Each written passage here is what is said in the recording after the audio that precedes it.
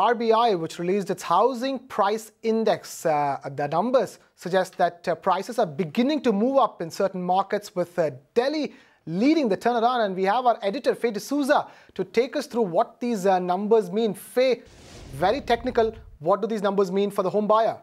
Well, it's very interesting, Krishna. The overall, index that the RBI has given us on housing prices has actually gone up a little bit of a notch. It was at 215 in the first quarter. It's up to 219 in the second quarter. And anyone in the real estate industry will tell you, even that we're very grateful for, because we've been waiting for such a long time to see some sort of movement in this industry. And it's heartening. But there's a very interesting thing. So the RBI's data obviously measures home loan disbursement. And up till now, all of the analysis that people have been giving us on the Delhi NCR market has been that the market has been very, very weak. And we both know that. The RBI's data shows us year on year, Delhi has shown the sharpest movement at 29%. Now, this is not data that any of the other private, analysis or the other private agencies have given us, that Delhi is actually moving up year on year at 21%. So that's a very interesting number. It has told us, of course, the decrease that it has seen this year has come from Bangalore. So the three cities that have moved up, Delhi, Ahmedabad and Chennai.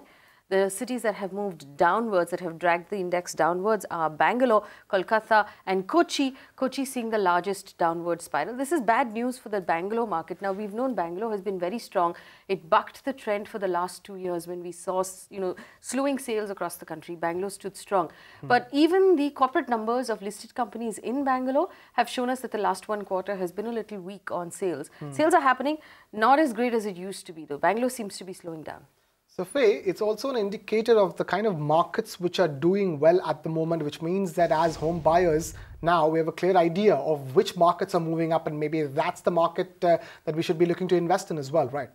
Well, see, as home buyers, it's basically telling us that, that home loan disbursements have begun to happen, which means that people are going in and buying homes on some level. So there is the belief that once that begins to happen, once consumers start going in, getting off the fence and start cutting their checks and start buying homes, that the market will start to turn around. So the takeaway from here is that if we've reached the bottom and we're now going to start to climb up, it doesn't make sense for you to wait until that happens. It makes sense to get in at this point. So whichever market you're in, if we're beginning to see a turnaround, it makes sense if you want to buy a home to live in with your family. It makes sense to go in and do that now and not wait until the run-up happens and then feel like you've missed the bus.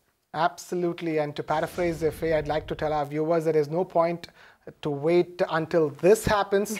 It's this right now. Now is the time you go out and start cutting those checks and buying homes. Faye D'Souza, editor at Magic Bricks. Thank you so much for joining us over here and putting that technical number into perspective.